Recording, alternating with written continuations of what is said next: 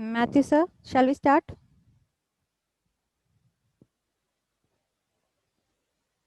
Hello. Matthew, sir, shall we start?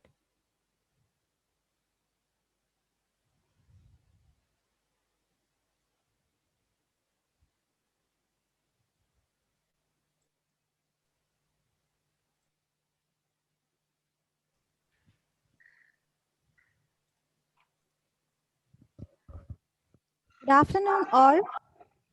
I welcome you all to the second session of AICTE sponsored STTP on Paradigm Shift in Assessment and Evaluation Practices for Engineering Graduates.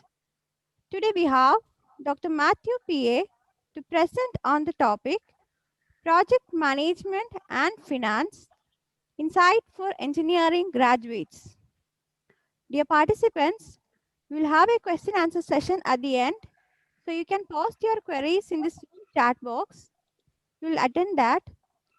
Now I invite Dr. Therese Yamina Mahesh, course coordinator of the program, to introduce our resource person. Thank you, Deba. Dear participants, good afternoon. Let me introduce to you Dr. P.A. Matthew, who is the founder and chairman of Grace International Academy. He conceptualized, articulated, and implemented Grace International Academy as an institution which will have trust as the cornerstone. He has taught students in premier institutions like Christ University, Bangalore, Symbiosis University, Pune, and Federal Institute of Science and Technology, Cochin. He has served as head of the Department of Economics at Christ University, Bangalore, and Dean and Director of FISAT Business School, Angamali, Ernakulam. He did his graduation and post-graduation in economics from the iconic institution, Madras Christian College. He completed PhD in International Economics from Jawaharlal Nehru University, New Delhi.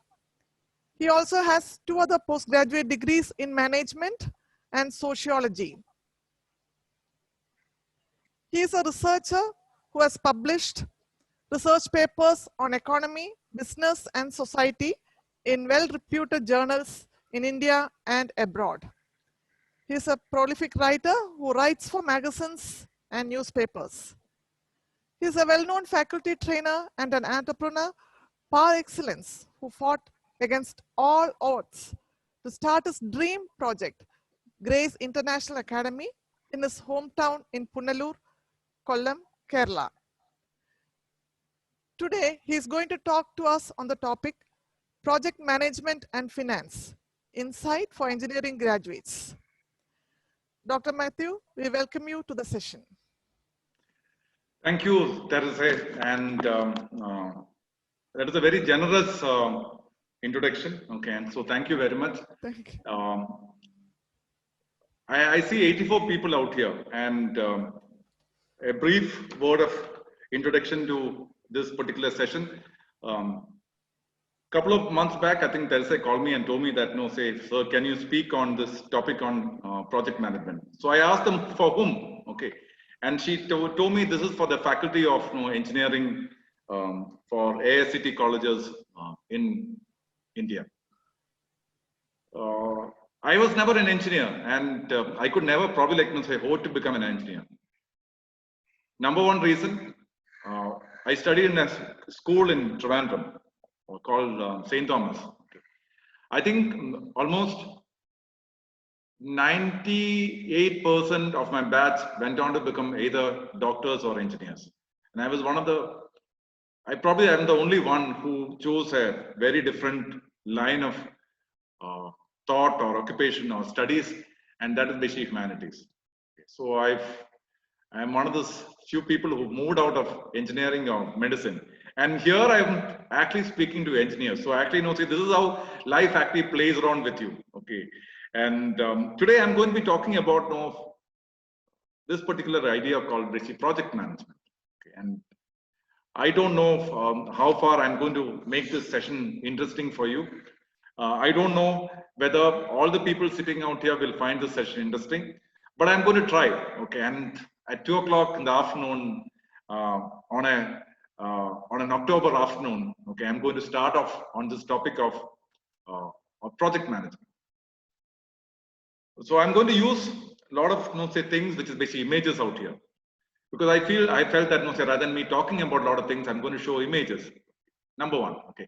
Number two, I'm not going to give you answers for a lot of things. I'm going to actually say set the tone in terms of asking you questions, in terms of whatever I can. The third thing which I want to tell you is that if it was a real class, probably like say my effectiveness would have been say 100 times more. Okay, but then unfortunately we are living in a very, very difficult time, and we need to look at our limitations as the advantages. So I'm going to say use this PowerPoint in terms of emphasizing upon the essence of say project management. Okay. So I'm going to start off by having a particular question, okay, or yeah, I'm going to actually say ask. I'm going to use a quote, okay, and then I'm going to start this particular thing, okay. And this quote is actually say from a person who was there in 1832 called the Charles Babbage, okay. Charles Babbage is considered as probably like say one of the persons who's probably like one of the father of computers also, okay. And he's got this very interesting quote, okay, and that is how I'm going to be starting this session on project management. It actually says a young man passing from public schools to the university are ignorant about almost all the elements of every branch of useful knowledge. Okay. If you ask me, this is a very, very pessimistic quotation I've selected for starting this. We tend to think that every student who come to us is an authority in a lot of things, okay, and every branch of useful knowledge. Okay, in fact, he used a very, very difficult things, very, very difficult, or say different kind of say quotation to talk about say education.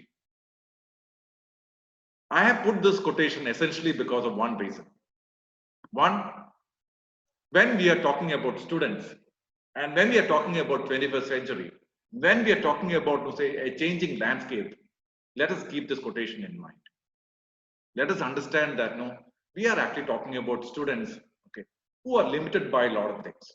If this is the situation in 1832, we are actually talking about say, let us say almost 175 years back, 180 years back. Okay, if this was the situation then, has it changed in 21st century? Has it changed in 2020? I don't think so. Today also we have the same situation. So if that is the same situation, we have a job at hand. And we have a job at hand in terms of one single thing, okay, to understand that life by itself is not very simple. So that goes to my second slide, okay, where in which I'm actually now using another quotation of somebody who was there in 2010, okay, called Mailer. Okay.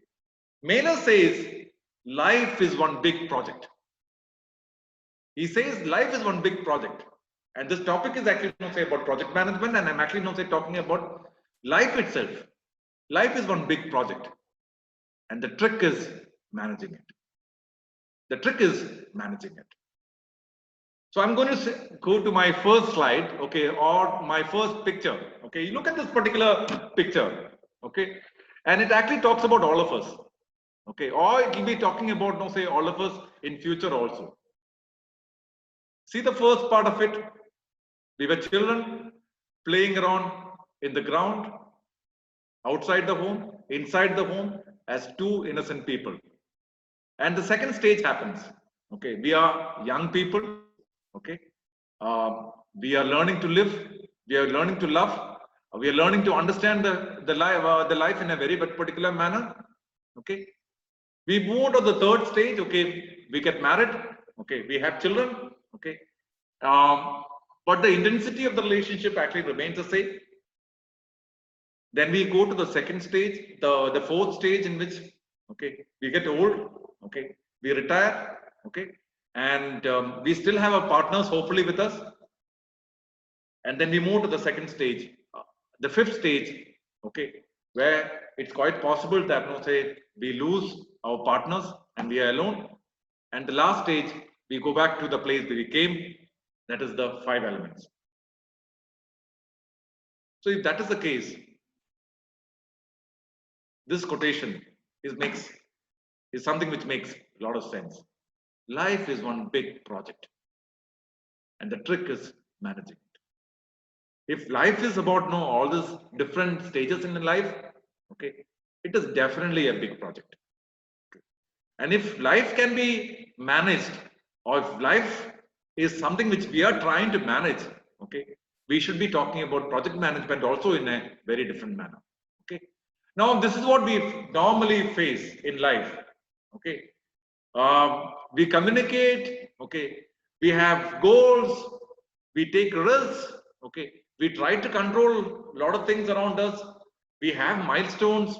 Okay. We tend to problem solve. Okay. And we have budget. We have planning. We have analysis. We have teamwork. And finally, we have communication. This is the essential idea of project management. If life is all about this, please understand that all of us face deadlines. All of us face challenges in facing goals. All of us have huge risks to be taken, and we try to control our life.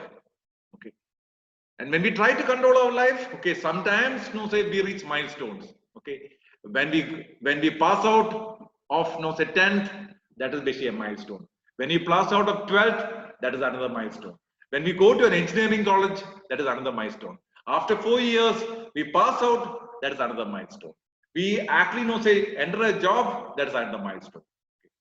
Within this paradigms, okay, we have problem solving and we have basically a lot of teamwork which comes along with it. This is the essence of basic project management. All the things what is mentioned out here, okay, we faced on a daily life is what project management is about. We face situations in terms of say risk. How do you face that? How do you manage your risk? All these things comes under the project management. Okay. Essentially, if anybody thinks that say our life is basically very simple, it is not. It is about challenges. What makes our life very interesting is the challenges. What makes our life fulfilling is about how do you overcome these challenges. And finally, when we do all these kind of things, life becomes meaningful. So challenges are what makes life interesting, and overcome them is basically what makes life meaningful. So as teachers, okay, as teachers of engineering colleges, okay, as teachers who are actually meeting some of the best kids in India, we are actually facing challenges. Okay, but that facing the challenges becomes the most interesting part. Okay, and when you're able to overcome it, we find the whole life meaningful. You don't find engineering graduates listening to you. Okay, that's a challenge for you. Okay, you don't find students actually paying attention to whatever we are saying. That's a challenge. Okay. Overcoming them becomes the most important part in terms of facing those challenges. So what is project management? I'm going to define in terms of this way. There are 101 definitions about it. There are 101 definitions about it. But I'm going to define it in this particular manner. And I'm actually trying to look at from very different dimensions altogether. One, it's an application of processes. Two, methods. Three, skills. Four, knowledge. And five, experience. It's the application of these 5 things. If the application is about this, okay, we are actually talking in terms of specific project objectives. It is not about general objectives. It's about very specific project objectives.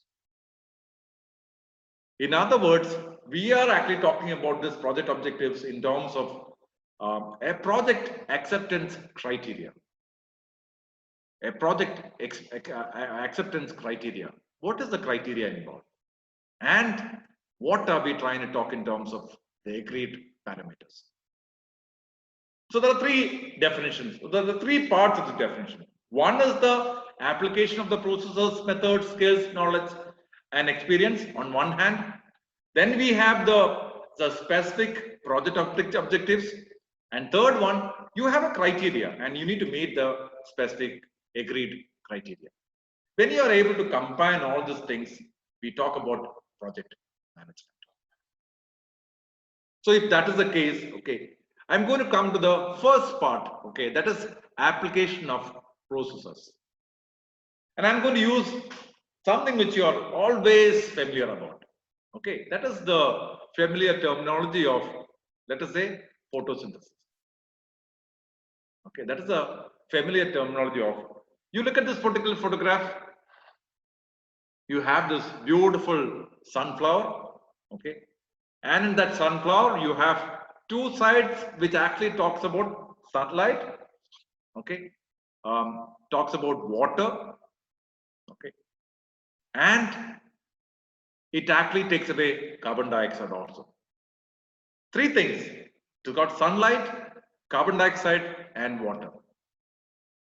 The moment it takes away this one, okay, it gives away two things. One, it gives away oxygen. Two, it gives away sugars. And that sustains what we call the human life. And that sustains what we call the human life. This is what we talk about basic processes. In other words, if photosynthesis is a process, every project is a process also. It has got something in coming in, okay, and then something going out also. Okay? And that sustains the whole perspective. Without something coming in, without something coming in terms of a particular aspect of it, nothing goes out. So we have sunlight, carbon dioxide, and water on one hand, then oxygen and sugars, which is coming out on the other side. So this is what we mean by a process. So photosynthesis is a process, and the whole idea of project management. Okay, if you look at it, okay, in terms of in terms of whatever we are trying to talk about is a process. Okay. Second, we talk about methods. Okay, we talk about methods. Project management is the application of processes, and secondly, we talk about methods. And I'm going to use a familiar terminology called the teaching method. You take the example of these two things. Okay. You have the traditional education. What all things are there? You have a calculator there. You have a book out there. Okay. And then you have the modern education. Okay. You see a computer there. Okay. You have say kind of a tab out there. Okay. You have CDs and other things, which is basic part of the modern education. And today, modern education has changed to say online education. Today, we are actually talking about I'm actually seeing 85. I'm talking to 85 people. Okay, all across Tamil Nadu, Kerala, and other states. Okay, through this particular medium called online education. Okay, or online means of something called a Zoom. Okay, so this is the teaching method. Okay, this is basically one method. So you have a traditional method, at the same time you have what we call a modern method. Okay. So this is the whole idea of a method. Okay. So you have a process and you have a method. Third one is what we call the skills. Okay. And this one I'm going to take a few minutes. Okay. That is skills, application of processes, methods, and skills are very, very important in terms of the product management. And I'm going to be talking about the 21st century skills. Okay. And I'm going to actually connect it to the whole idea of students' life. Okay. And I'm going to be talking about, say, students' life in terms of competition. Okay. And I'm actually talking in terms of job market. Okay. Towards the end of my presentations, I'm going to come to the engineering graduates. I'm going to be talking about the job market, what is happening out there. But I'm going to be, before I talk about any of that, I'm going to be talking about something called 21st century skills. Okay. And I'm going to divide it in terms of three things. Okay. One, I talk about learning skills. Two, I talk about literacy skills. And third, I talk about life skills. These are skills what is a must for any student growing up in 21st century. Okay, now let's look at the whole idea of critical thinking. What is critical thinking? We talk about thinking. Okay, what is critical thinking? Okay, critical thinking is the norm, not the normal thinking. Okay, critical thinking is trying to understand both sides of the story, trying to understand rationally about something, trying to understand in a very innovative way, a kind of, a way by which say you can think in a very innovative way about something. Those are all critical thinking. If you're going to mug up few things, okay, and reproduce in the notebook, or if you're going to be doing it in terms of an exam paper, and if you're going to get say 95% or 99%, those are not examples of basically like say critical thinking. Those are examples of what we call rote learning, and thinking which is absolutely lacking in terms of critical thinking. Your students are not going to reach anywhere if you're not going to teach them critical thinking. That is as a skill. Now the second point is creativity. Okay, what exactly is basically creativity? Creativity is basically originality. Whenever you think original, you're going to have to say think about creativity. Do we give our students enough scope for original thinking, or we tell them what is written by others in the textbook and we actually say ask them to basically think rationally and originally? Are we creating creativity in them in terms of 21st century skills? I think that is where the challenge of the teacher as a project implementer of certain things in an engineering college will lie. Third one is basically about collaboration. Okay, what is collaboration? If you think that say life is about Robinson Crusoe, it is not the case. Robinson Crusoe actually lived in an island, and he thought he couldn't probably get a help from anybody. Today, 21st century is not about basically Robinson Crusoe economy. Today's economy is about collaboration. Today's economy is about teamwork. Okay, take the example of any IT company now. Okay, they have teams and they collaborate within the teams and they come out with basically innovative solutions. We have what we call the communication also. Okay, and I'm going to be spending a little more time on communication, so I'm going to be actually just making a brushing idea about communication. Is about about speaking, okay, listening, okay, verbal, non-verbal, all these things comes under communication. So the learning skills are these four: critical thinking, creativity, collaboration, and communication. Now we move on to talking about literacy skills. You have information. We are actually talking about overload of information now. Okay, you have bombarding of information through images, through words, through sentences. Everything is at a fingertip. But then I think the challenge is to use information in a very sensible manner. Second part is about media. You have different medias. Okay, everything from YouTube to mass television, okay, to newspapers. You have different media. Do you have the talents to manage the media? Less said about the third aspect, that is technology. It is not too far. In my generation, okay, I moved from analog to digital. Okay, in my generation, okay, I moved from a fixed telephone where I used to dial to a smartphone. Technology has moved very fast. In my generation, I moved from a picture tube television, which is black and white during Asia time, to a television which is called LED television. Okay, and I'm actually moving on to basically a smart television now. There is no need for me to explain technology to engineering students, and that too I'm a social scientist. Okay, I don't need to explain technology to you, but then knowing these technology is a skill of the 21st century. Then you have basically what we call the life skills. What are basic life skills? Okay, do we teach our students these kind of things? One is about flexibility. What is flexibility? In a changing world, you can't be stubborn. Okay, you can't be telling, I will only do this. Then you're absolutely a loser. Do your engineering colleges teach you how to become basically flexible? Okay. Does flexibility become basically part of it? Those are basically what we mean by life skills in the 21st century. Okay.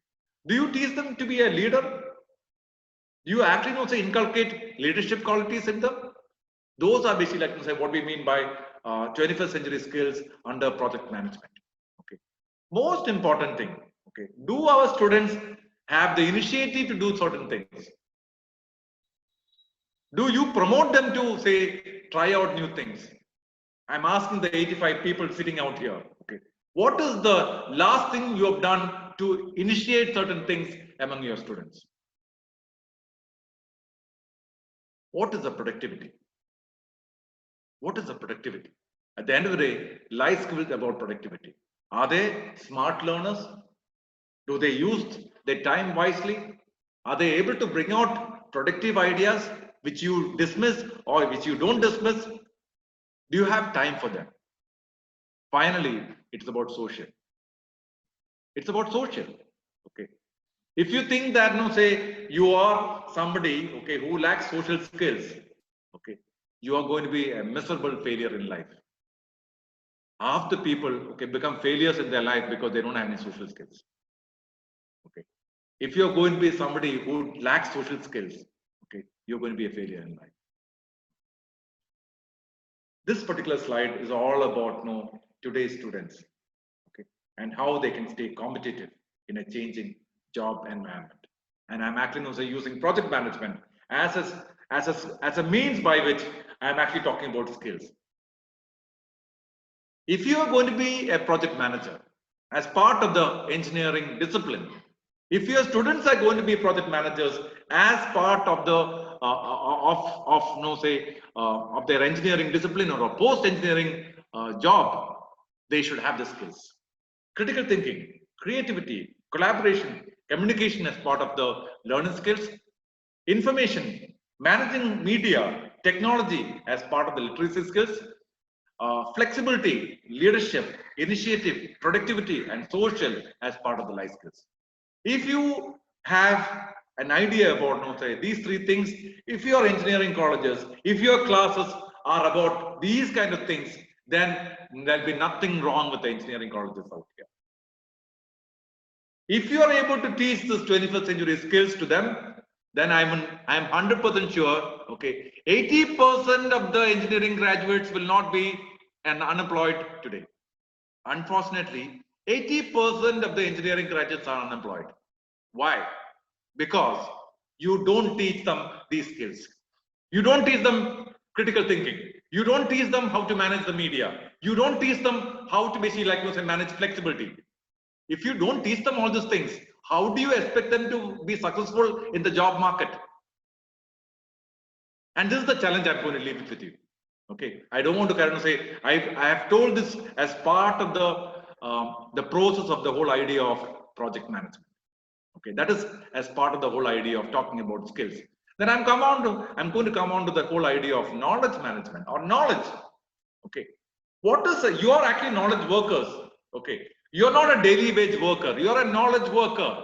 Okay, as teachers, you are basically knowledge workers. Okay, how much of basically advice do you give them with regard to the future? Okay, how much of information do you give them with regard to the future? How much of basically insightful discussion you have with them? Okay, how do you make them practice? How do you basically make them work on basic technology?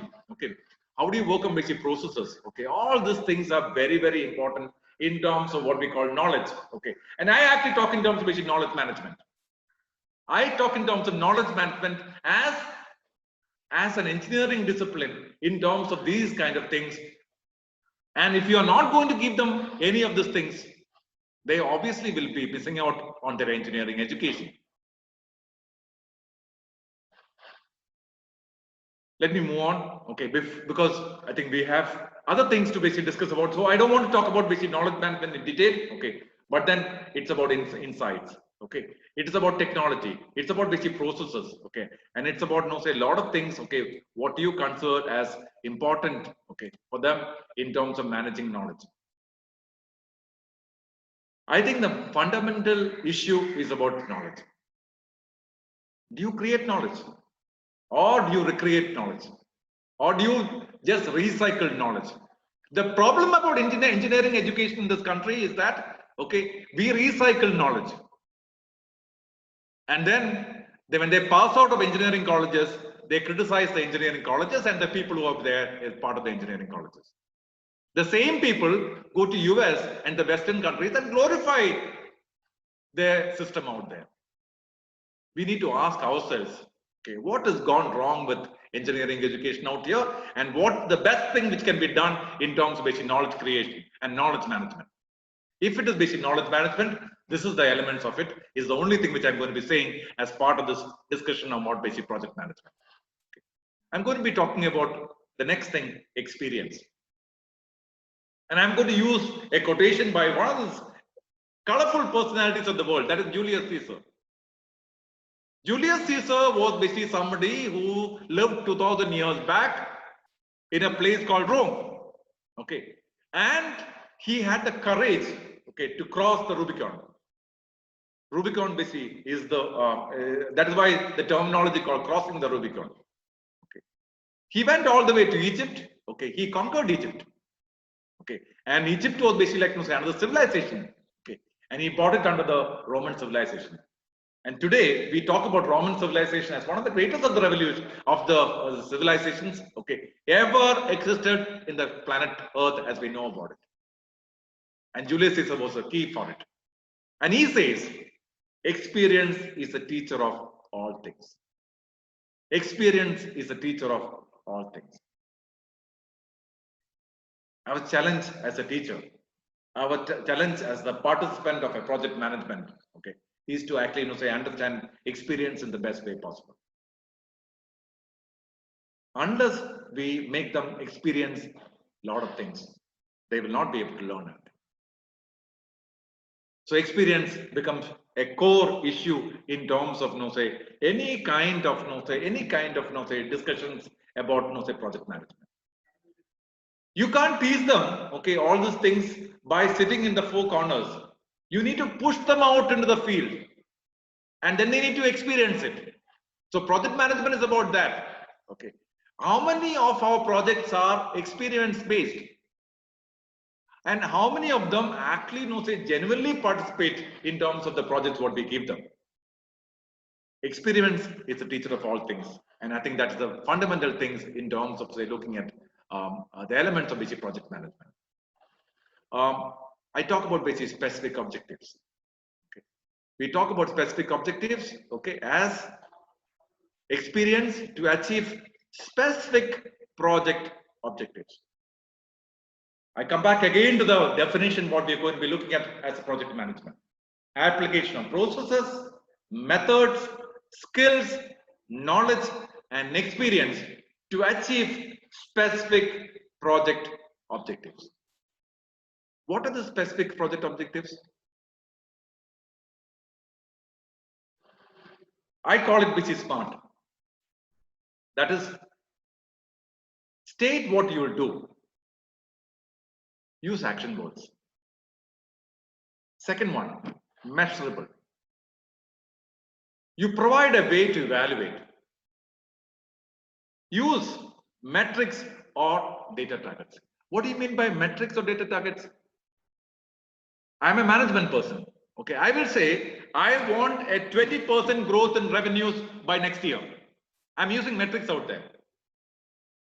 I'm using metrics out there. I won't say that, oh, I want some students to come into, I want basically some revenue to come in. I'm very, very clear. 20% is my metric. And I'm actually giving them the target out there. No management person will say, you bring some. No, I'm going to use it in terms of very, very specific things.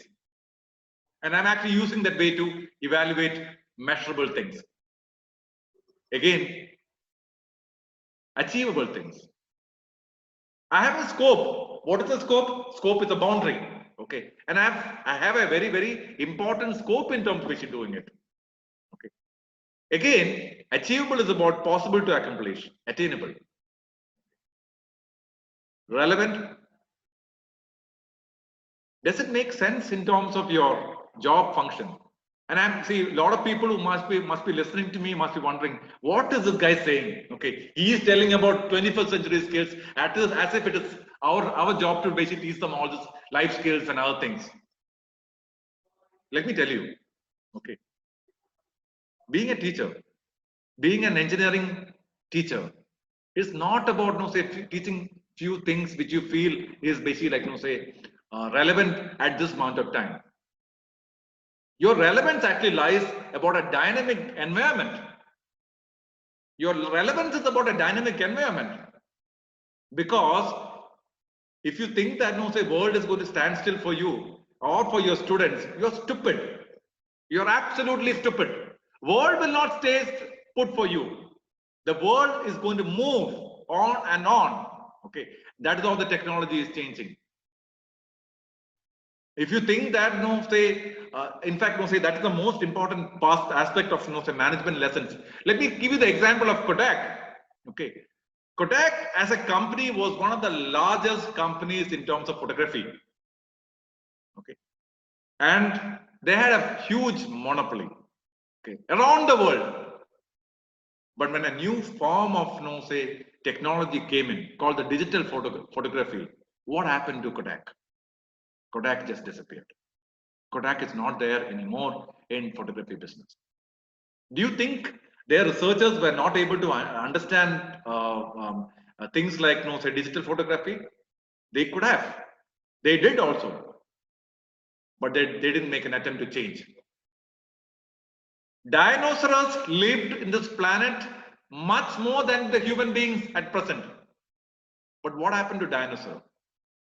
Dinosaurs did not survive the changes which happened. So we go back to Charles Darwin. We go back to Charles Darwin, the origin of species, where he says the survival of the fittest. If you want to make your engineering graduates relevant for the 21st century, you have to improve their relevance in terms of, no say, their job function. You have to make a change in a very, very relevant manner. Finally, it's about, I say, time bound. Okay. State when you will get it done. Be specific on date or time frame. One of the most important problems what is the Indian engineering graduates are facing is about their time bound nature of things. There's no time frame for them. There's no time frame for them. And some of this, let me just take you back to say examinations conducted by them. Okay. Some of the state units are notorious for delaying results and making the life miserable for the students. If you're not going to be time bound, you're actually going to be missing out on certain things in life. Smart, specific, measurable, achievable, relevant, and time bound. And what is the context on which we are talking? We are talking about specific objectives. We are actually talking about specific objectives. And the specific objectives are all these things. I move on. Okay. Let me come back to the acceptance criteria within agreed parameters. Every project has got an agreed parameter. And that is the parameter on which you can basically work on. Every project has got a boundary by which say it will work on. It will not extend outside that. It will not extend outside that. So project management is all about application of processes, methods, skills, knowledge, and experience to achieve specific project objectives according to the project acceptance criteria within agreed parameters. The agreed parameters are there earlier. So we talk about basic project management in that particular manner, okay? And then we move on to say talking about the way in which say project management is actually say executed, okay? As I told you earlier, one of the skills is about say, as I mentioned out here, is about initiative. Let's go back. This is where the initiative part comes into picture. So If you are going to be initiating certain things, okay, that is exactly the starting point for the project manager. The second part is basically planning. For any project management aspect, okay, you need to plan, and then you need to execute. After execution, your job is not over. It is about basically monitoring as well as and controlling it. It's about basically monitoring it as well as basically controlling it. And then finally, you come to a close. So this is the cycle by which project management runs. Initiating, planning, executing, monitoring and control, and then finally closing it. Okay. Now, if this is the whole idea of project management, okay, I'm going to be looking at the people who are going to be doing it. Okay, this is the project manager. Okay, look at the project manager. Okay, he like like Devi, he's got so many hands.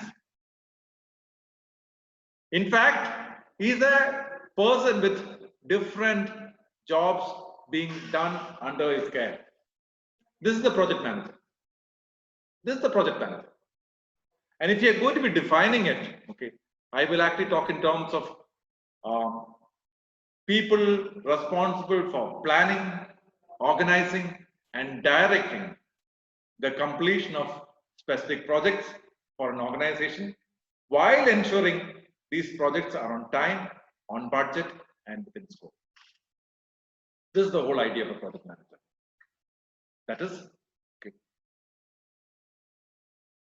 they are people who are responsible for planning. Okay, we mentioned about this. Okay, organizing. Okay, we mentioned about this also. Okay, he's an executing it and directing it. What are we trying to do? We are trying to do it in terms of completion. That is closing it. You are actually executing it, monitoring and control. Okay. Specific projects.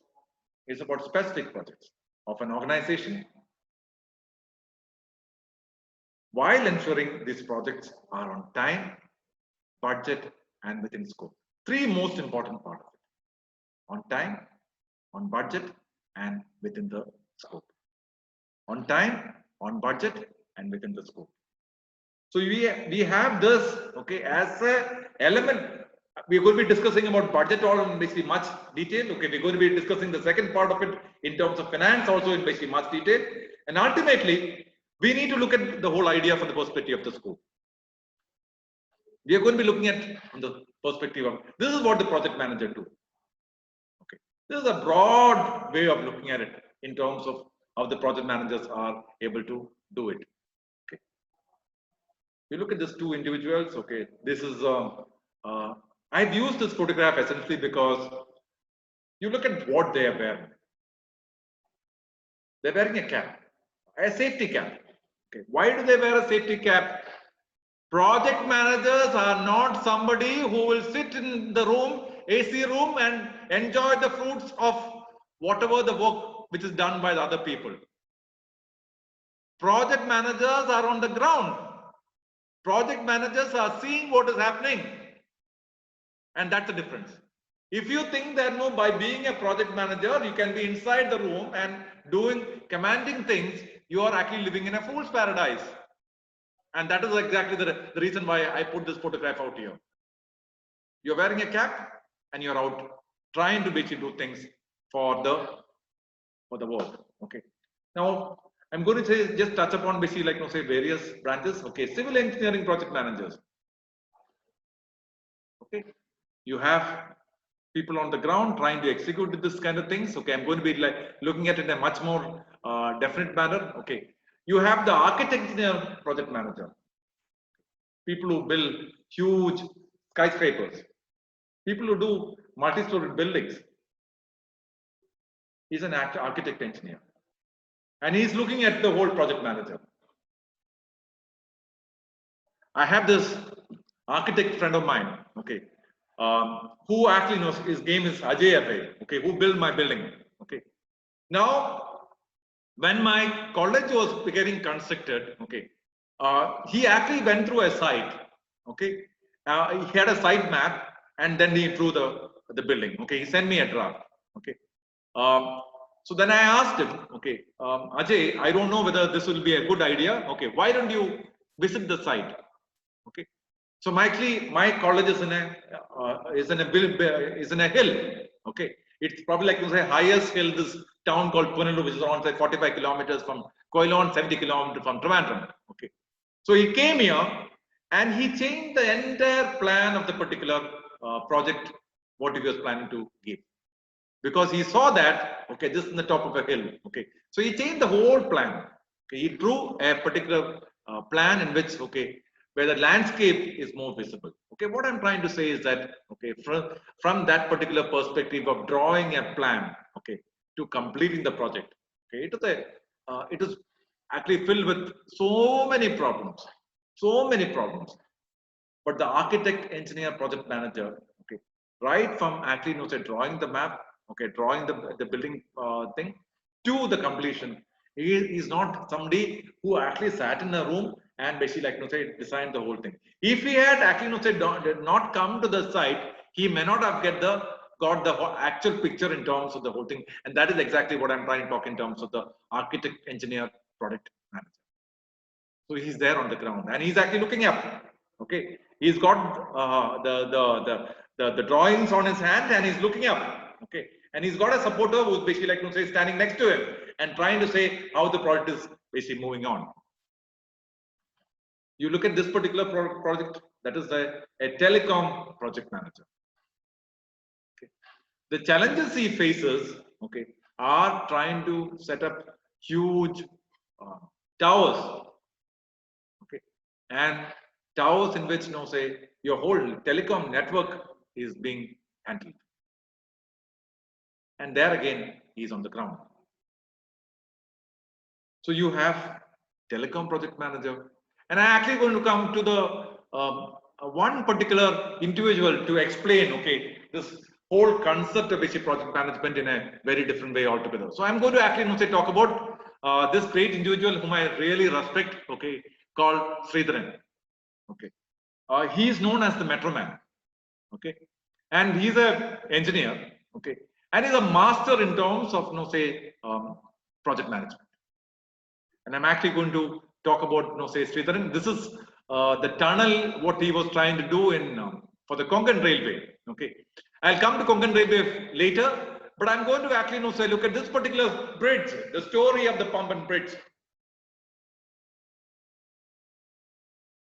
He was a railway services employee. Okay, and there was this great storm, okay, which washed away the connecting line between one of the Dhanushkodi and Rameshwaram. The entire Pamban Bridge actually disappeared in that storm, in that cyclone. It was his job to build this bridge. Normally, it would have taken basically 2 years. But the genius of Sridharan is that he finished it in 6 months.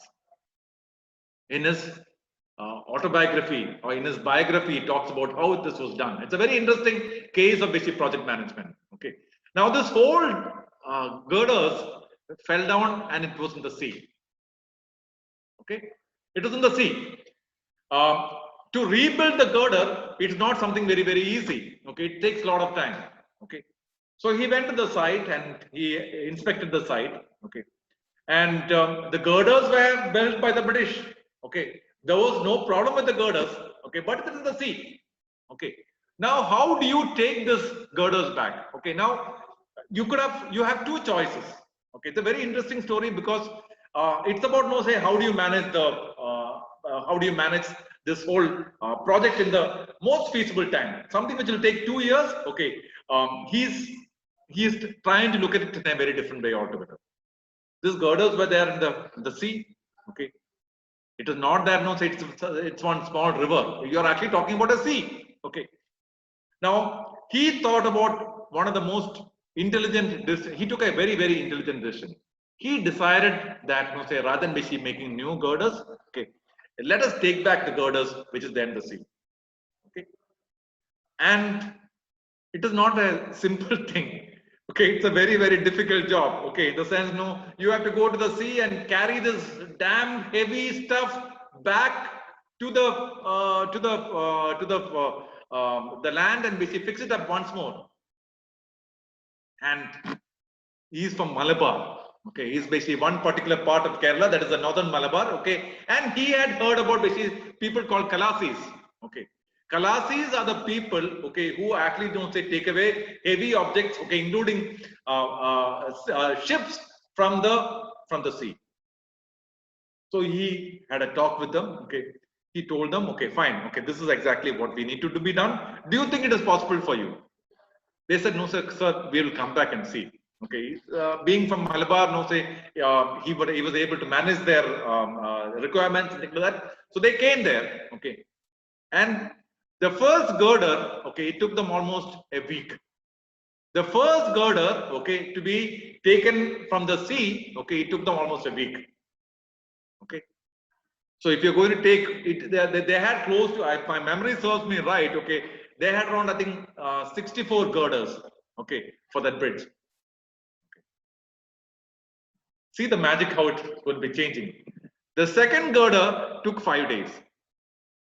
The third girder took basically 2 days. And then, before long, after they got that experience of basically taking the girder, it becomes faster and faster. Okay, so much so that the girders were getting fixed at a pace by which nobody expected. Nobody expected. And that's a very interesting interlude to the whole thing. Okay, what is the interlude? Interlude is that there was this question which was asked in the parliament. Okay, how long will the new pump and bridge take? And the railway minister, okay, actually gave a statement in the Lok Sabha saying that, no, say it's going to take minimum 1 year. Okay.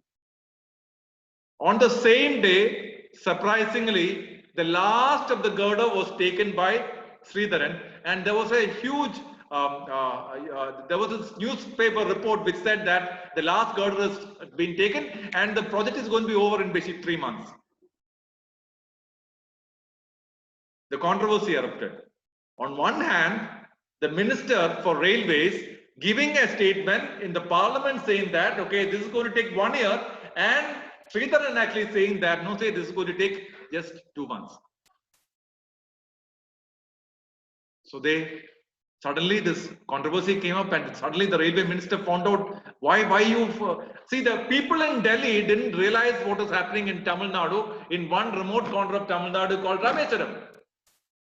There was this information gap between both those things, and then it so happened that, okay, the news regarding Sridharan's taking away the girder and fixing it, okay, did not reach Delhi on time. Okay, maybe like, no, say we are living in a very different era altogether. It didn't reach. Okay, it didn't reach the secretary in Delhi. And if I lived in Delhi for probably like say close to 10 years. Okay, Delhi works in a very different way altogether. With due respect to Delhi, okay, it works in a very different way altogether. But surprisingly, the news did not reach. Let me complete the story. Pump and bridge was built in 2 months. Something which they thought it will take, say, 2 years, okay, it was done in basically, like, say, less than 6 months.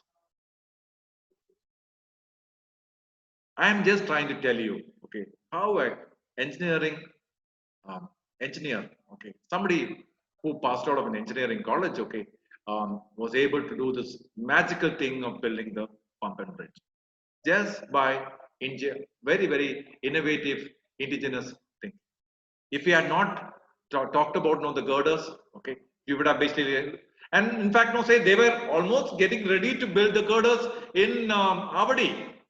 Okay, in Avadi, okay, there was another person, okay, whom Sridharan studied with, was already working on the girder. Okay, and then only after he came back to, say, Rameswaram, worked on the site, only then he realized it is possible to take the girders, and then it was basically like, say, possible to do. This is a story about pump and bridge.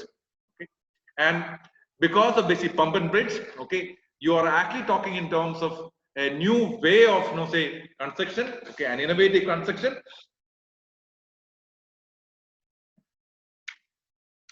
And okay, we are actually talking in terms of Sridharan's fame coming into prominence. Okay, I'm going to say go back to this particular picture. Okay, the Konkan Bridge, Konkan Railway was something which the British talked about.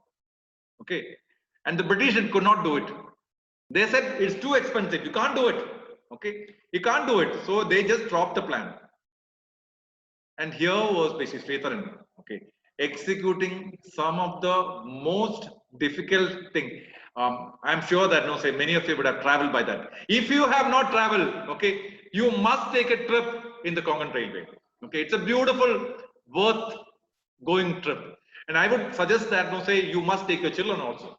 Okay, those times, say I was a scholarship student studying in Jawaharlal Nehru University for my PhD. So I've used, okay, I had this two choice of taking two trains. Okay, one was basically KK Express, okay, which take the mainland one, or you take the Konkan Railway. So I always took the Konkan Railway, and I used to see the marvel of this Konkan construction. Okay, and I'm going to actually show you one bridge of Sridharan built. Okay, that is the Suwari Bridge of Goa. Okay, this forms part of the Konkan Railway. Okay, this is not only this bridge. Okay, it's an amazing case of civil engineering and the way they have done this whole project. Okay, after the Konkan Railway, it actually cut down the distance by so many kilometers. You didn't have to go all around the world to reach Bombay from the Malabar coast. Now you can actually go very fast, and Konkan Railway is probably one of the marvels of India. A project what the British left as too difficult was made possible by Sridharan. Okay, now I'm going to be looking at the third case. Okay, that is the metro railway. Okay, please be reminded that Sridharan started this metro railway project in Calcutta. Okay, but then he was not able to complete it. Okay, because of so many political reasons. Okay, but then I was there in Delhi when this project called Delhi Metro Railway Corporation started. Okay, today, okay, it is one of the most successful metro rail projects all across the world. All across the world. Okay, in terms of revenues, in terms of so many parameters. And the same metro rail project is being done all across India. Latest is basically Lucknow. Okay. You have the same thing done in basically Kochi. Okay, you have the same thing done in Madras. The replica is basically the same what basically Sridharan has done. Okay. And thanks to that, the public transport system in India has changed a lot.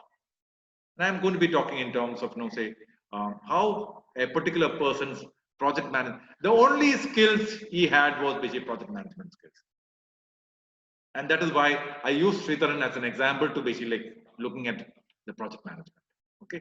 So you have, okay, this has a very, very important case in terms of, looking at project management. Okay.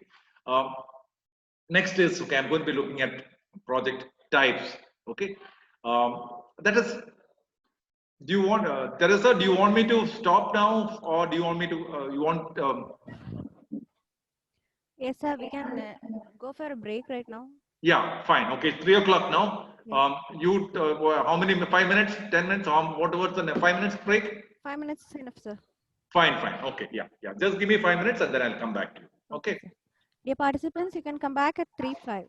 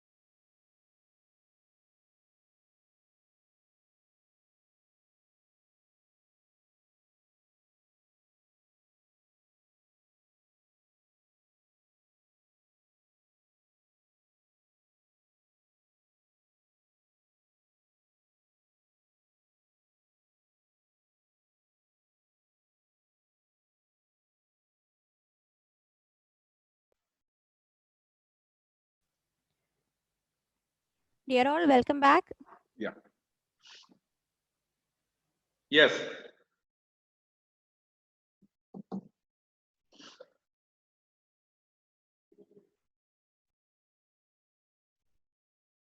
So can we start now? Okay, I will see next part of my presentation. Okay, is about projects. Okay, we have understood basic project management in general, and I'm actually trying to look at project, the different types of basic project. Okay, this is a you need to understand the different elements of project to understand management as such. Okay, so I'm going to be looking at um, first we need to classify. Okay, and classify based upon ownership. Okay, one is what we call the public projects. Okay, as you know, the very name public by itself means that no, it is undertaken by the government. Then you have private projects. What a Tata does, what a Birla does, what an Ambani does, okay, what an Adani does is basically more of a private project. Okay.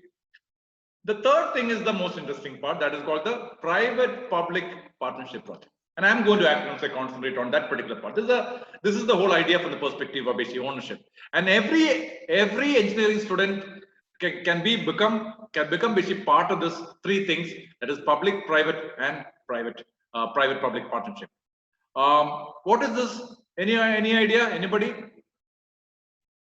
Anybody can answer. What does it look like? Anybody? Okay. I'm going to show you the next picture. Anybody?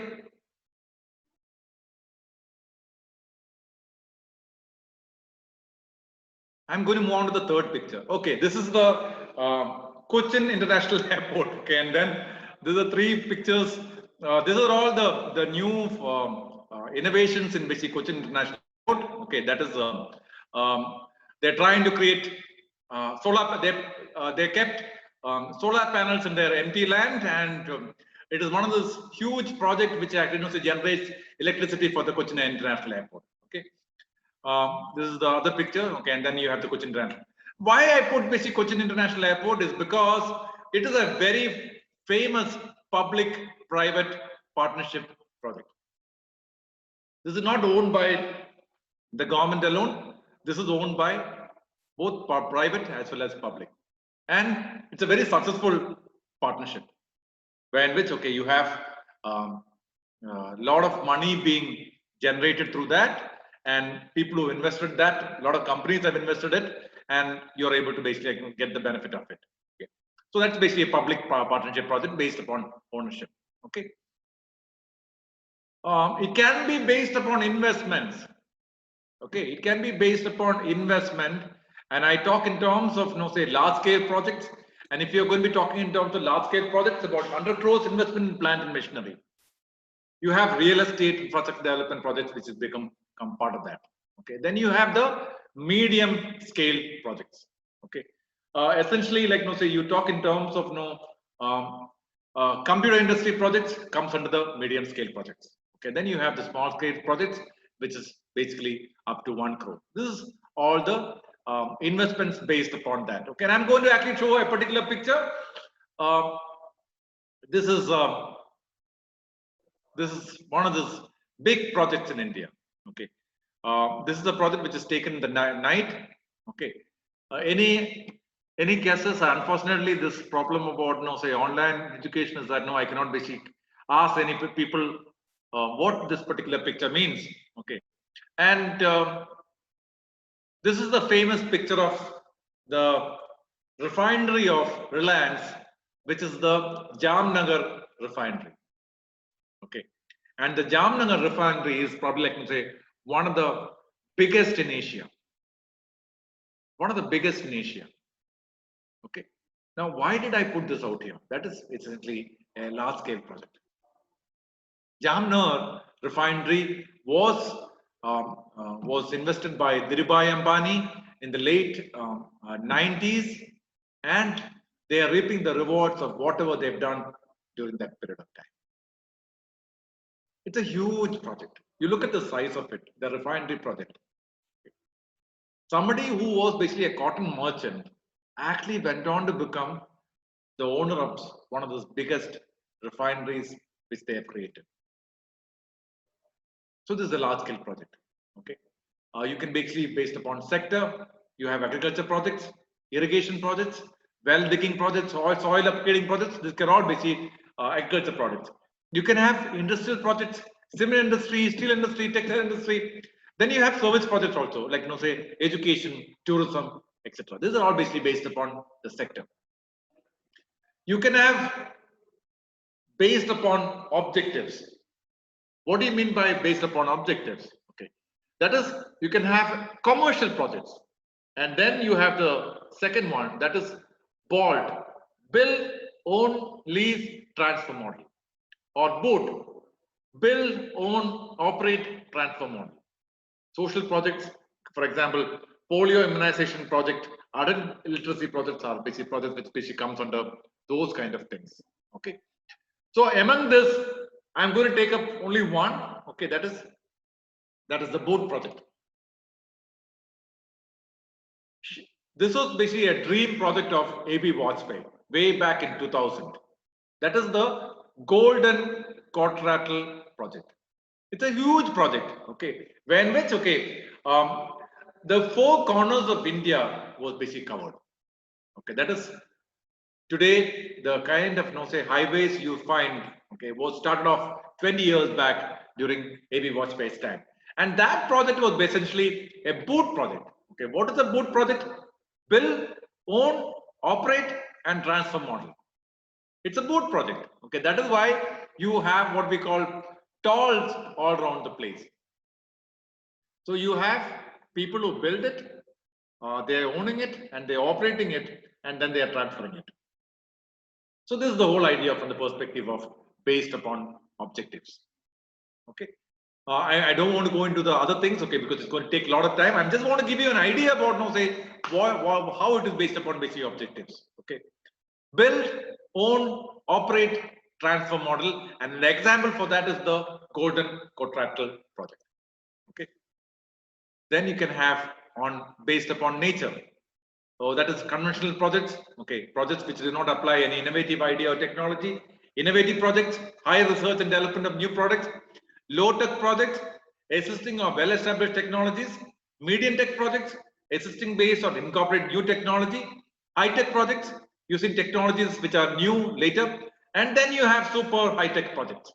Okay, and I'm going to actually show you a picture of the super high-tech project. You look at this particular project. See the kind of machinery which is used out there. This is the case of a super high-tech project. This is based upon what we call the nature. So from conventional projects to super high-tech projects. Today, the industry is slowly moving into super high-tech projects. Are your students capable of understanding this kind of super high-tech projects? And that's a challenge in terms of basic project management. See the machinery involved. See the kind of engineering marvel in this. You won't see a man out there. The entire thing is done by them. That's why we're talking in terms of super high-tech project. Based upon nature, that is exploratory research projects. Essentially, we are trying to generate new ideas in the domain of knowledge. You can actually look in terms of, new projects which has been taken up in terms of the new domain knowledge. Constructive research projects done by technological corporates to find out new or alternative solution to any particular crisis. This is the second category. And then you have the empirical research projects.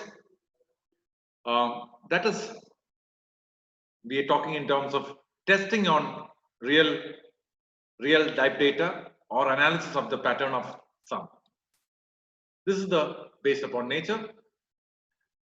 Then you have advanced development projects, inventing new science or capturing new know-how for the organization. Breakthrough development projects which create entirely new products or involve significant change in the product approach of technologies. Platform development projects provide a basis for the product and process establishing a basic structure for the derivative products. Okay. Then I can divide it in terms of basic time, long-term projects, a long time to complete this life cycle. Okay, for example, I keep talking about this polio eradication. Okay, this is a project which took so much of years, and because of that particular thing, okay, polio is almost extinct from this world. That is a long-term project. Medium-term project, 3 to 5 years. For example, okay, you might be all familiar with SAP. SAP is basically a German company. You are going to implement SAP in your factory, in your concern. It take minimum basically 3 to 5 years. Short-term projects. Normally you're able to do it within a year. And then you have the very short-term projects. Okay, you can even have a product launch. Okay, which has been considered as a project. This is also based upon time. Then you have based upon functions. IT and technology projects. IT requirement is basically on function, development of human resources information system, production projects taken in the area of production, overhauling projects, okay, that comes under production projects, strategic projects. These projects are undertaken to execute a strategy. And the example for that is mergers and acquisitions. Okay, this is you can have two companies coming together. That will be a case of basically like, say for example, you take the example of Facebook and WhatsApp. They're two different companies. Okay, and they came together in terms of say a strategic project. So similarly you can have so many companies. For example, if I'm going to use a manufacturing example, you have the Ford Motor Company and Mahindra's coming together. You can have any company coming together, and that will be coming from the perspective of a strategic project. I talk in terms of the next one, that is based on risk. You can have high risk projects. If the project is not handled properly, the effect will be adverse. For example, a thermal energy project. This is the case of a high risk project. And then you have the low risk project, okay, less risk carried in the normal course of action. So you have two things. One is the high risk project, other one is the low risk project. I'm going to show you a picture of a high risk project. Why is a Himalayan project like this? It's a high risk project. See, this project, unlike the southern part of India, Himalayas are prone to earthquakes. Why is that? Because Himalayas are the youngest of the mountain ranges in the world. It's the youngest of the mountain ranges in the world. Okay, so the earth is even now settling. I don't have to tell all these things to say science students like you. Okay, but then I'm just trying to tell you how a project can be very, very high risk in the Himalayan region. This is a high risk project because you're prone to earthquake. Okay, so you can classify say projects into high risk or low risk projects depending upon the kind of say work you're going to be doing out here. Okay, based upon investment decisions. Okay, I'm going to be talking about say finances out there. So you have independent projects. Okay, in this case, acceptance or rejection does not directly eliminate other projects from consideration or affect the likelihood of their selection. Then you have mutually, this is the terminology is exclusive projects. Okay, it's not elusive. Okay, that is project that cannot be followed. That in the sense so you cannot do both the things together. Okay, acceptance of one prevents a substitute project proposal from accepting. Okay, then you have contingent projects. Okay, that is you accept or reject a multiple number of projects. This is basically based upon investment decision. So this is the different types of projects we're going to be talking about. Okay, I'll just run through the whole thing about whatever we discussed. Okay, I started off by talking about project types. In that I talked about public projects, private projects, private-public partnership projects. In that I used Cochin International Airport as a case of the public-private partnership projects. Then I used say investment. I talked about say large-scale projects, and in that I used Jamnagar factory of Reliance. Okay. Then I talked about sectors. Then I talked about agriculture projects, industrial projects, service projects. Then I talked about, no, say, commercial projects. In that, I talked about vault and boat, and I talked in terms of, no, this golden quadrangle project of A.B. Bajpai as an example of, no, a boat project. Okay, that is build, operate, own, and transfer. Okay, nature. Okay, in that we talked about, no, say, conventional projects to super high tech projects. We talked about super high tech projects in terms of proliferation of technology out here. Okay, and then we talked about exploratory to empirical research projects. We talked from advanced research project to platform development projects, long-term projects to very short-term projects, IT technology projects based upon functions to strategic projects, and then we have based upon risk, that is high risk projects to low risk projects, and then I mentioned about Himalayan projects. Okay, you have investment decisions also. I'm slowly pulling you to the next topic, that is about management and finance. Okay, in that I'm going to use a cartoon to actually tell you, okay, about people like us. Okay, we are actually talking about leadership and management. And you look at this particular cartoon. Okay, you have this man on top. Okay, and there are three things waiting for you. Okay, one a bear. Okay, other one a scorpion, or a scorpion, and then you have a snake. Okay, and then you have a small dog. Okay, then there's three people. Okay, and he says, let's go, guys. Okay, to be very, very honest with you, okay, this is what we management people do.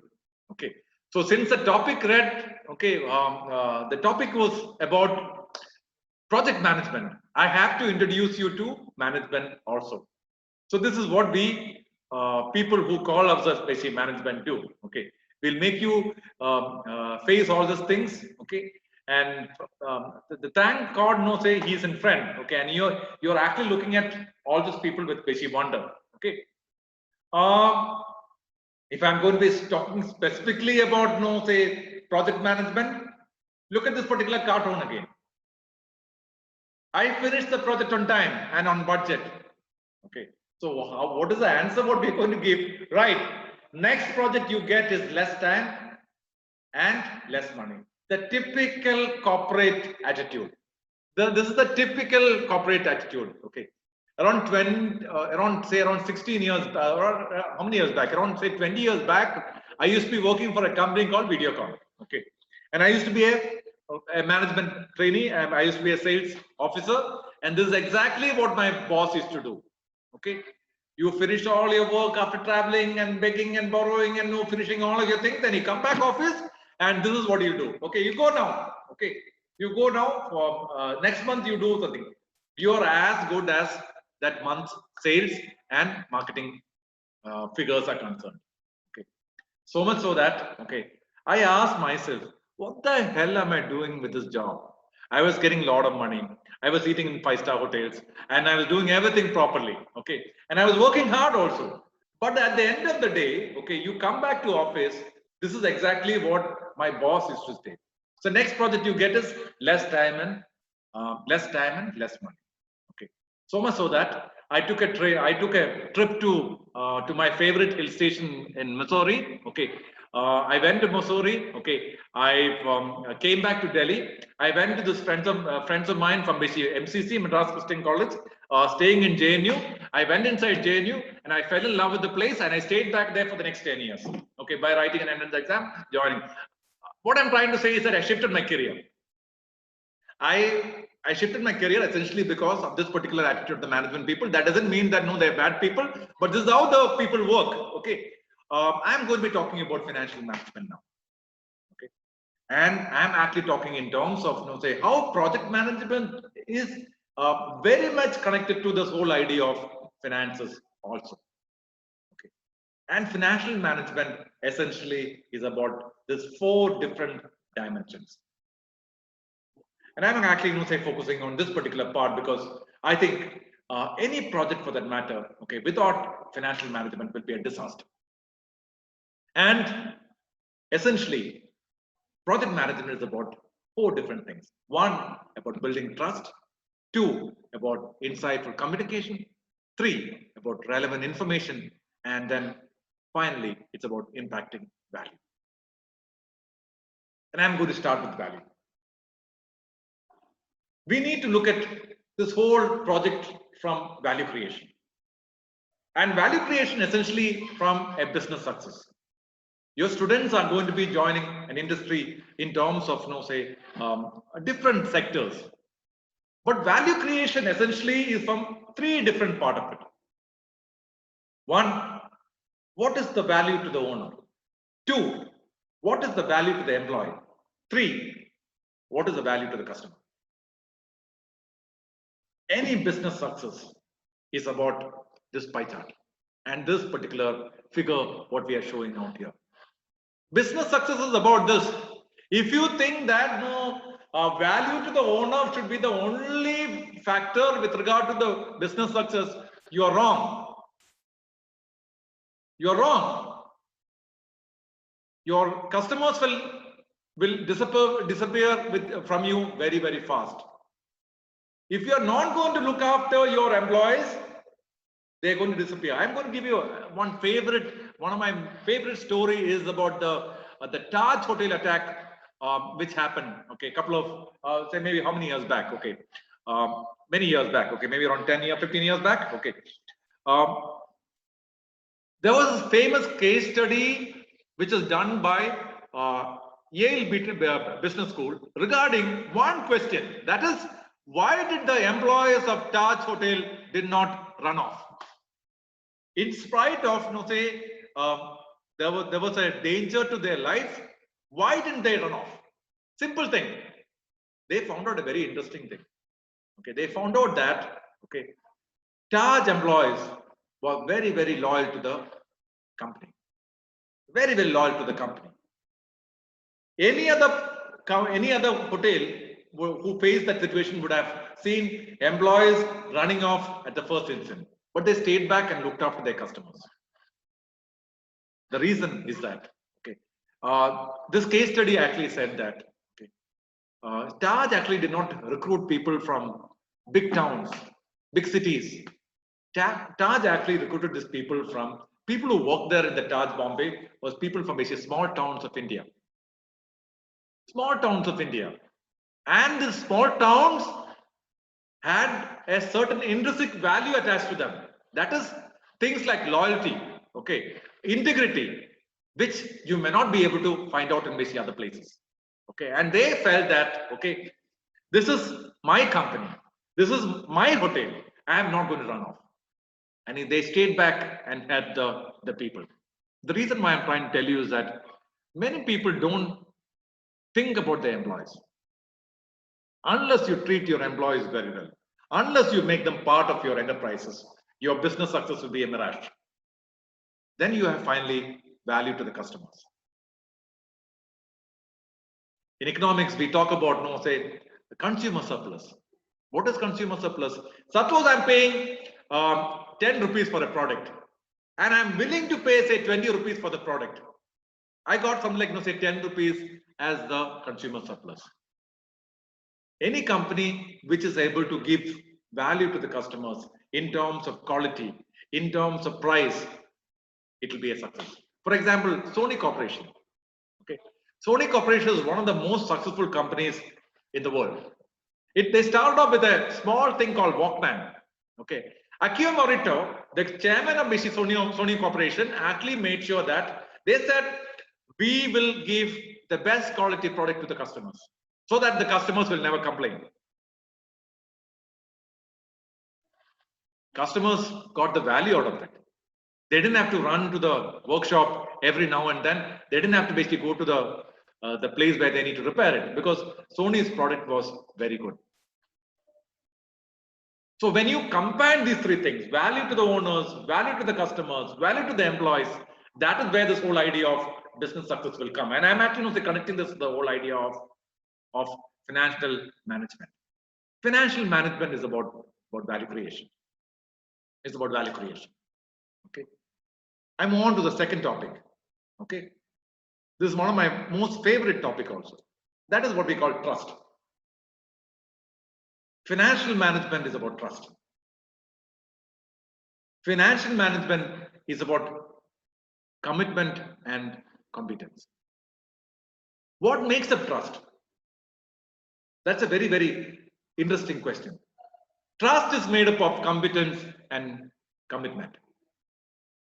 Trust is made up of non-verbal communication. Trust is about developing others.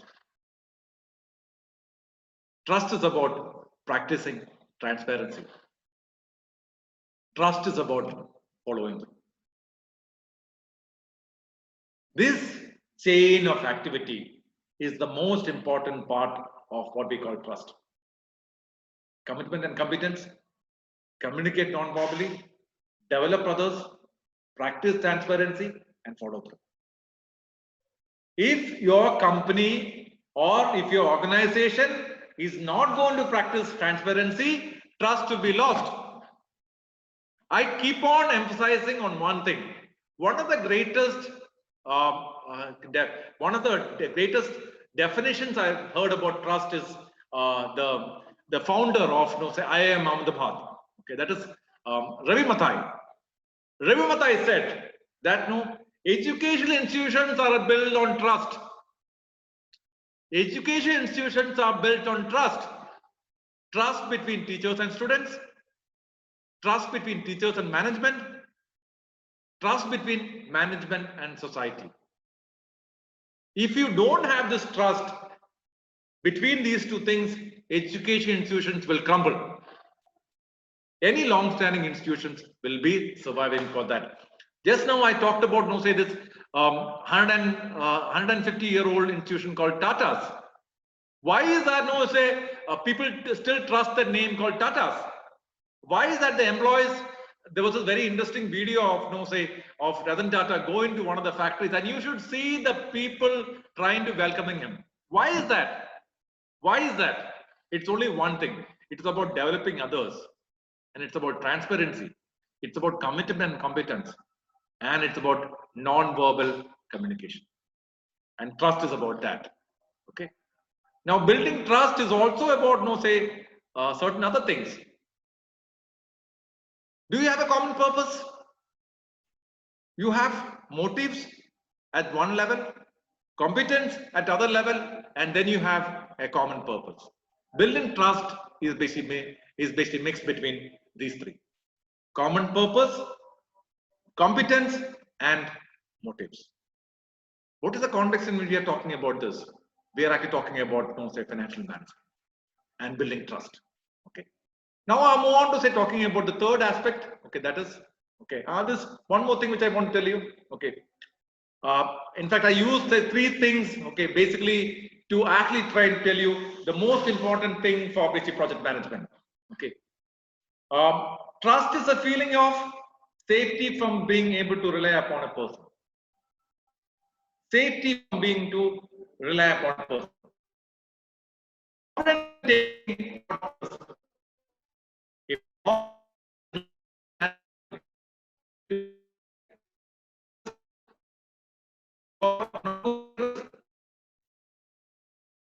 You have confidence in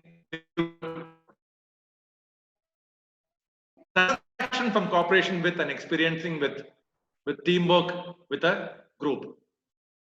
So you have these four aspects as the feeling of trust. That is safety from being rely upon the person, confidence when taking thoughtful risk, clarity from experiencing believable, satisfaction from cooperation with and experiencing teamwork with a group. I talk about the third one. Okay, that is communication, insightful communication. And before I come into the whole idea of insightful communication, I'm actually talking about three things: verbal, non-verbal, and visual. These are three types of communication. You can have a verbal. What I'm having is a verbal communication with you. Okay. When I'm actually moving my hands, I'm actually talking about non-verbal communication with you. And then I can always have a visual communication also. So the three types of basic communication are basically very much part of any kind of project management. Okay. Any kind of basic project management in terms of what we call the financial management. Okay, so we talk in terms of say effective communication as all these things. Okay, that is strong decision making. Okay, quick in problem solving, more productivity, consistency in the workflow, strong business relation, better control, advanced professional image, better response from all stakeholders. These are all what we call effective communication. And essentially, what we are trying to say here is that more productivity and better control essentially arises out of effective communication. It arises out of effective communication. I talked in terms of the next one, that is information. We are talking about financial management and insightful communication, and then finally the relevant information. And that relevant information we are talking about, we are actually faced with a information overload. In that information overload, how do you consider relevant information? It's a big challenge. It's a big challenge in terms of understanding this concept called information overload. Okay. Relevance consists in terms of two characteristics. One, it occurs in the future. It differs among the alternative courses of action. It occurs in the future and it differs among alternative courses of action. We are going to be looking at two things out here: relevant cost and expected future cost. Relevant revenues and expected future revenues. So when you are actually talking about relevance or relevant information, we are actually talking about the future. We are actually talking in terms about what we are going to get in terms of the revenue and the cost, and that becomes the most important part in terms of the finances. So let me come back to whatever I was discussing in terms of this idea called financial management. It has got basically four sub ideas. One, it's about impacting on value. Two, about building trust. Three, about insightful communication. Four, relevant information. So financial management is not about just numbers. It's not about basically a balance sheet. It's about these kind of things, okay, as the integral to any kind of project. And any project, okay, essentially is about managing these kind of things. That is building trust, relevant information, insightful communication, and impacting value. So with this, okay, I move on to talking about financial management in terms of certain steps to be taken. Okay, and in that we are going to be talking about one, planning. What am I planning for the next year? Or what am I planning for the next academic year or next financial year? How much money I'm going to spend for different things? What is my revenue source? So that will come under from the perspective of the whole budgeting. What is budgeting? I have revenue as well as expenditure. I have revenue and expenditure in terms of budgeting. I can only spend for my revenue. Every project should be about revenue, and every project should be about your revenue connected to the expenditure. And I'm actually talking in terms of budgeting there. Then from there I move on to talking about an action. Okay, how do I implement my budget? Okay, what are the things I can look in terms of making this work for me? Then I can talk in terms of administration. How do I manage this things what I've started in terms of my financial management. Then finally, okay, I need to look at two other things also. That is reporting. Reports are the data what I bring every quarterly or every month. One I talk about basic balance sheet. Other one I talk about basic income expenditure statement. Okay, I can talk in terms of say profit loss. All these things are coming under the case of basic reporting. Finally, it's about accountability also. Let me go back to the famous Satyam case. You must be aware of it. As engineering teachers, what really happened to Satyam? Satyam was the third largest company in India with regard to IT. At some point, it is a public limited company also. At some point of time, they decided that they could be, the competition was driving them too much. Okay, they have got into multi-line businesses, and then they thought, okay, fine, they can manipulate.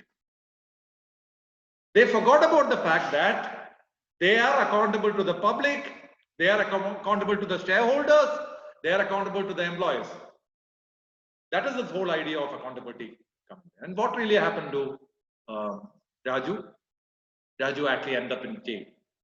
He lost the whole empire what he started. So you might be having everything ready for you: planning, budgeting, action, administration, reporting. But if you don't have accountability, your whole financial management will be in trouble. So this is the case in terms of the financial management and how projects are basically connected to this. Okay, that is everything from basically planning to budgeting to action to administration to reporting to finally accountability also. Every element of this is very, very important in terms of basically project management. Okay, I have, let's say, 15 minutes more. Okay, and I'm actually going to be talking about your set of students, engineering graduates. Okay, and I'm actually trying to, as a social scientist, okay, and as a management professor, I'm going to dissect, and I'm actually going to say trying to talk about engineering graduates. Okay, and that is my last 15 minutes. I'm going to be very brutal about it also. Okay, please don't think that say here was basically one social scientist coming and basically criticizing us. Okay, I'm actually going to use data also for that. Okay, India has a total of 6,214 engineering and technology institutions. We have around 2.9 million students being enrolled there. 2.9 million students being enrolled there. Every year, an average of 1.5 million students get their degree in engineering. I repeat once more. Out of this 2.9 million students enrolled, 1.5 million students get their degree in engineering. But lack of skill required to perform technical jobs, only 20% get employed in their core domain. Only 20% get employed in their core domain. I don't have to explain. If you are a mechanical engineer, if you end up being in a software, if you're going to do coding for Infosys, what did you learn in your engineering? Okay, you left your core domain. Okay, that is what we are trying to talk about out here. That is, I'm not going to take a value judgment on this. I'm just giving you figures.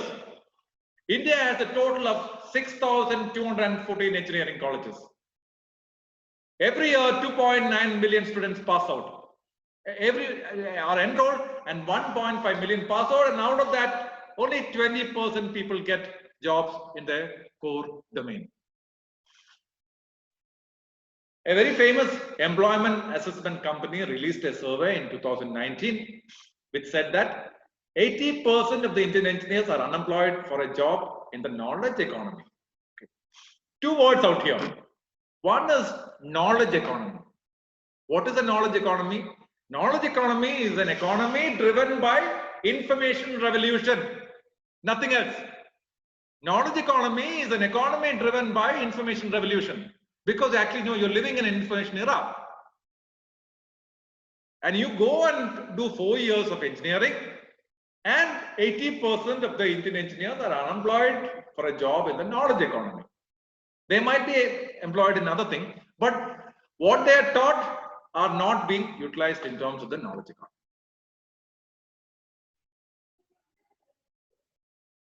Surprisingly, we produce more engineers than USA or China combined. We produce more engineers than USA and China combined. Okay. So this is the truth about Indian engineering. Okay. My question is, okay, please don't, I'm just going to connect it to the whole idea of whatever I'm trying to talk about. Okay. Why is that 80% of the engineering graduates are unemployed? And I'm not going to give you a pessimistic picture. We are going to be looking at it. Okay. Why do engineering graduates choose non-engineering careers? Two questions. Why is that 80% of the engineering graduates unemployed? Why do engineering graduates choose non-engineering careers? Questions can be answered in different ways. I am talking to around 85 of the engineering teachers all across South India. Okay.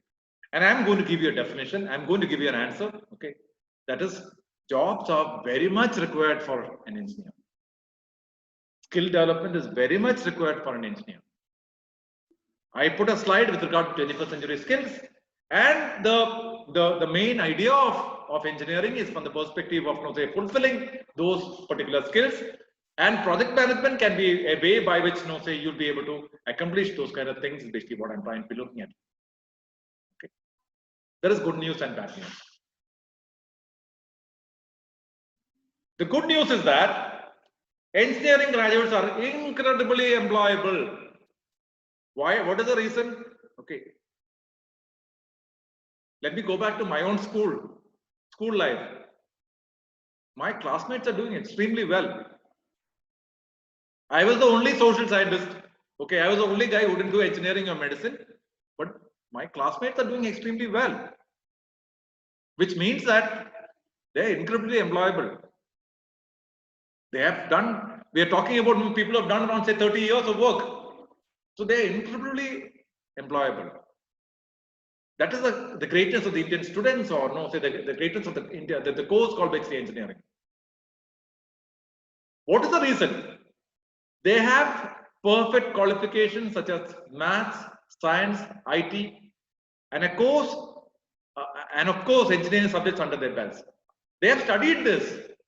They have studied this: maths, science, IT, and engineering subjects. Those are value additions. For any job, those are basically value additions. If you don't know how to calculate, if you don't know how to think in an analytical manner, what jobs will you get today in the 21st century? If you're not able to understand basis of IT, if you're not able to understand basis of science, what kind of jobs will you get? Because you're actually living in a knowledge economy. Because you're actually living in a knowledge economy. Because you're living in a knowledge economy, you are bound to be much better when compared to other people. That is what I said. They are incredibly employable. They are incredibly employable. The bad news is that these jobs or these skills of the engineers are decided by many other professions. I go to my bank, South Indian Bank and Federal Bank.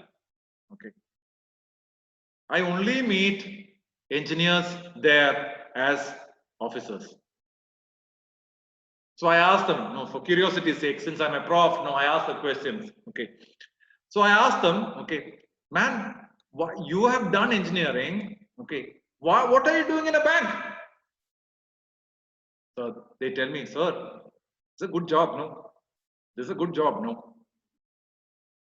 So they may not end up in a hardcore engineering profession, but the point is that no, they've ended up in basic good jobs. When I was teaching in symbiosis, you won't believe, okay, 80% of my class was engineers with 3 years of experience. My MBA class I'm talking about.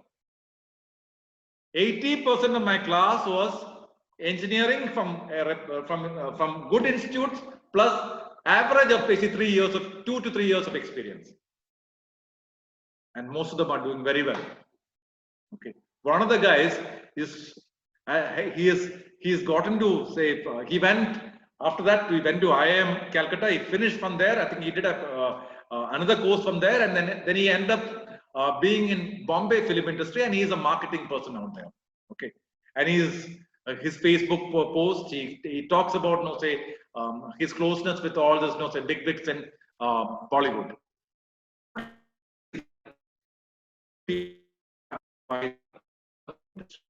So this is another picture. I'm going to final slide. Okay.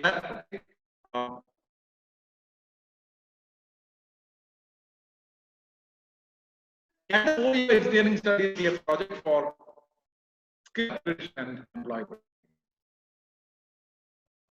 That's the question with you. Can the 4-year engineering studies be a project for skill application and employability? That's a question which you need to answer. What is the reason? What is the reason I'm raising this question? This question I'm raising it essentially because I am a social scientist. Okay, and I will actually look at the contribution of engineers in terms of society. They don't just work with machines or designs and electronics. They use maths and sciences to provide innovation and invention that shape our society and improves the way we live and work. They don't just work with machines, designs, and electronics. They actually change society. You take the example of Sundar Pichai. You take the example of anybody who is in Silicon Valley today. You will see that it is the base engineering education what they got in India which made a difference. So my question is that can the 4-year engineering studies be a project for skill acquisition and employability? So in other words, project management is much more than anything else. Okay, it is about it is about ultimately about employability. It's about basically learning few things about life, okay, which is very, very important.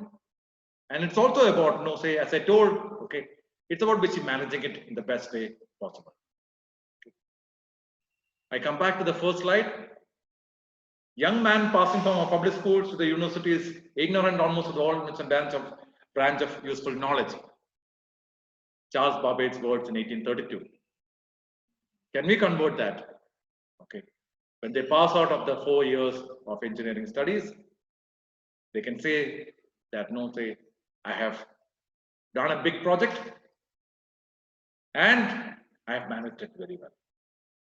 I have done a big project and I managed it very well.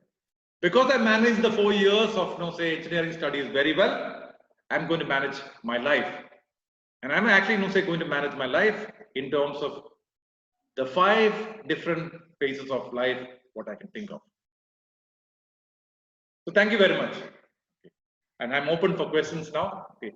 And I hope this particular session which I spent with you, okay, is fruitful for you in some manner. So thank you very much. Dear participants, you can post your queries in the chat box right now.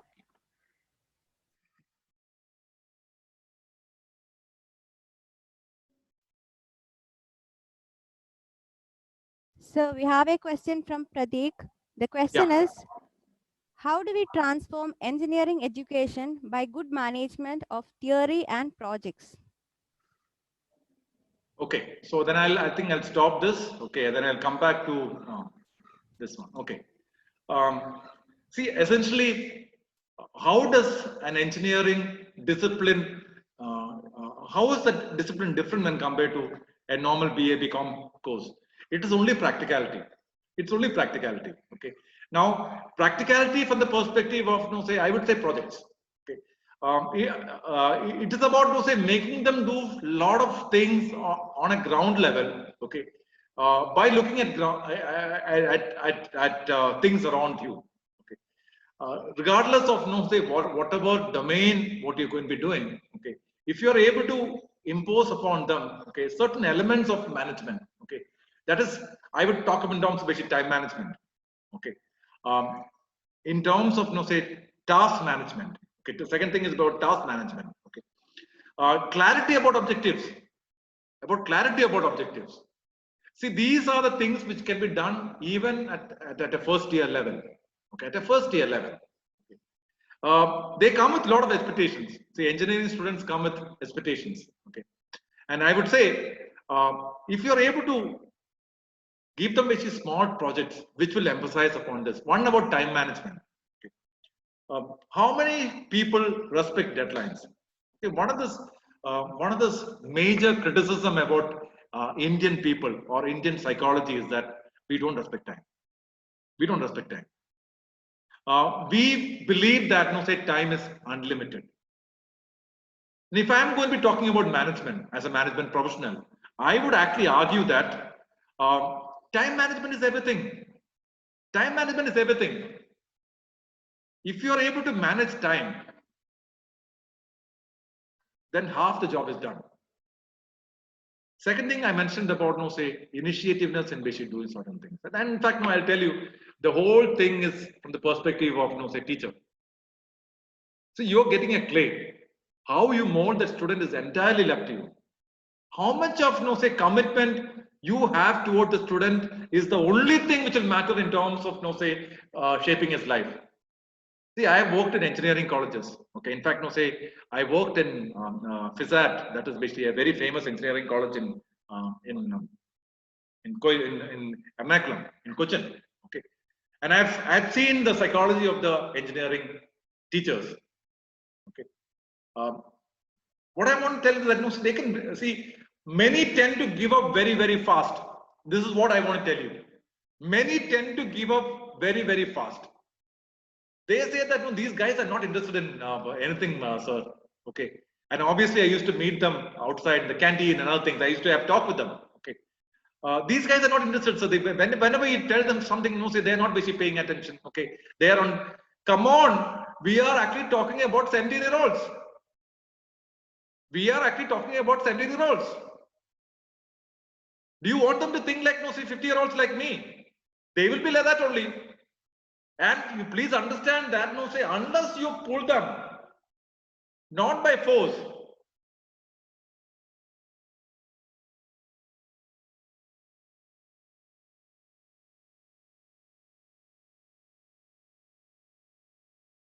There is this very famous guru, okay, of who lived in Kerala called Guru Chaitanyati. Okay, one of his friends asked him, okay, Chaitanyati, please tell something about say teachers or being a teacher. Okay, he said one thing. The moment you believe that the student sitting in front of you is not your own child, you should stop teaching. You should stop teaching. The moment you decide that, think that the children sitting in front of you is not your own child, you should stop teaching. There is a large idea behind that. What I'm trying to tell you is that, do you write off your own child? I'm 100% sure nobody will do it. Nobody will do it. I have two children. Okay, one is 10. Other one is basically, no, one is studying in 10th standard. Okay, other one is basically studying in 11th standard. Okay.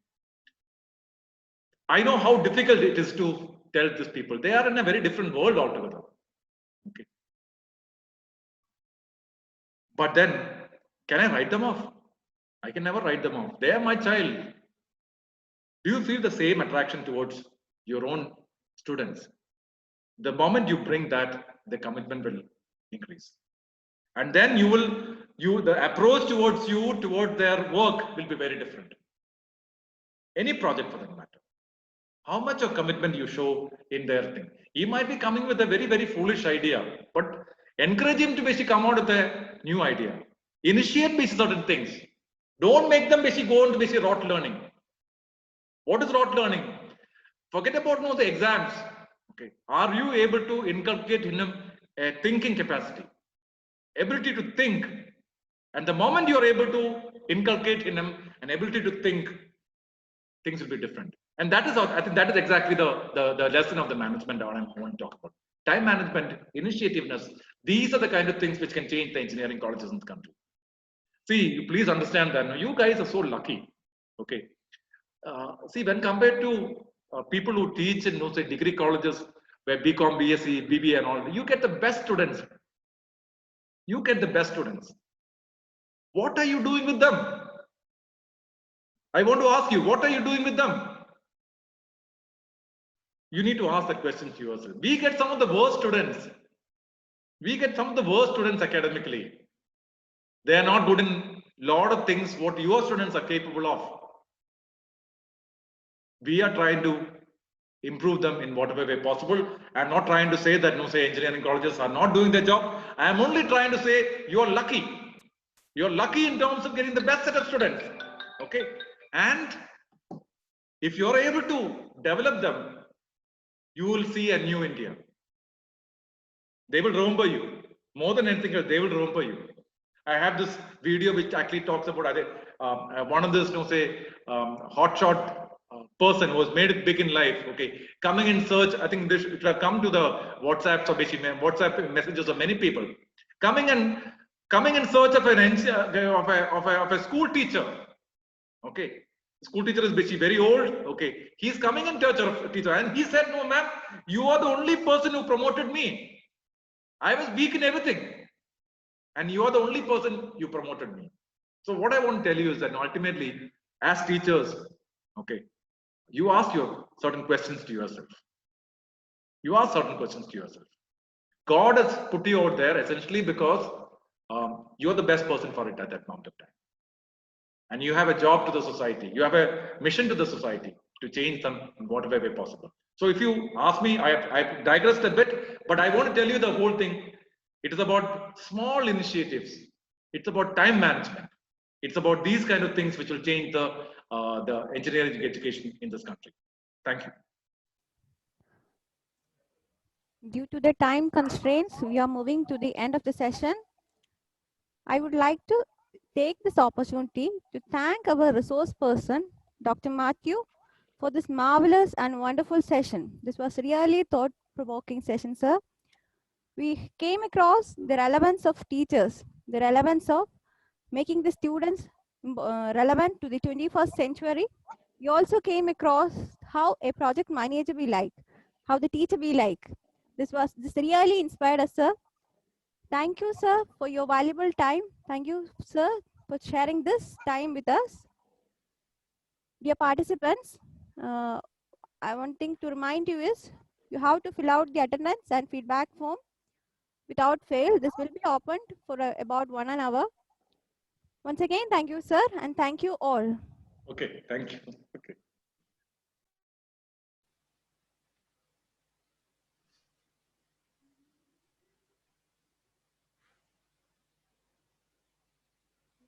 Sir, boy.